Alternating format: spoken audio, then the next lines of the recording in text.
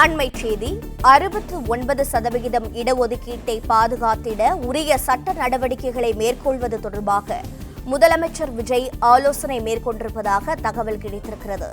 தமிழ்நாட்டின் கல்வி நிலையங்களில் மாணவர் சேர்க்கை மற்றும் அரசு வேலைவாய்ப்புகளில் 69% இடஒதுக்கீடை பாதுகாத்திடும் வகையில் ஆலோசனை என்று தகவல் கிடைத்திருக்கிறது. இது பற்றிய விவரங்களோடு இணைப்பில் இருக்கிறார் செய்தியாளர் பாண்டியராஜன்.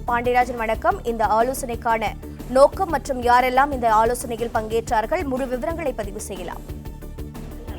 தமிழ்நாட்டின் கல்வி நிலையங்களில் மாணவர் சேர்க்கை மற்றும் அரசு வேலை வாய்ப்புகளில் 69% இடஒதுக்கீட்டை பாதுகாத்திட உரிய சட்ட நடவடிக்கைகளை மேற்கொள்வது தொடர்பாக சென்னை தலைமைச் செயலகத்தில் முதலமைச்சர் விஜய் தலைமையிலான ஒரு ஆய்வுக் கூட்டம் என்பது இன்று நடைபெற்றிருக்கிறது. தமிழ்நாட்டில் உள்ள கல்வி நிலையங்களில் மாணவர் சேர்க்கை மற்றும் அரசு வேலை வாய்ப்புகளில் 69% இடஒதுக்கீடு நடைமுறைப்படுத்தப்பட்டு வருவதாகவும் இது தமிழ்நாடு சட்டம் 45/1994 எதிராக மாண்புமிகு உச்சநீதிமன்றத்தில் தொடரப்பட்ட வழக்குகள் 27/5/2026 அன்று விசாரணைக்கு வர உள்ளதாகவும் குறிப்பிடப்பட்டிருக்கிறது.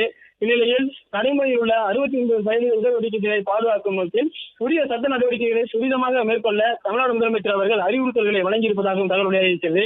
இந்த ஆய்வுக் கூட்டத்தை பொறுத்த வரைக்கும் பொதுப்பணித்துறை அமைச்சர் மற்றும் எரிசக்தி அமைச்சர் உள்ளிட்டவர்கள் எல்லாம் இதை கலந்து கொண்டிருக்கிறார்கள். மேலும் அரசினுடைய முதன்மை செயலாளர்கள் எல்லாம் இந்த ஆய்வுக் கூட்டத்தில் கலந்து கொண்டிருப்பதாக சொல்லப்பட்டிருக்கிறது.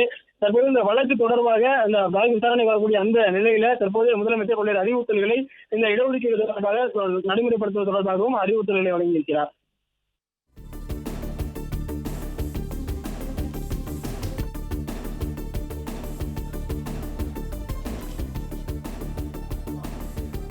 பிளே ஸ்டோர் மற்றும் ஆப் ஸ்டோரில் இருந்து பாலிமர் செயலியை QR கோடு மூலம் பதிவிறக்கம் செய்யுங்கள்.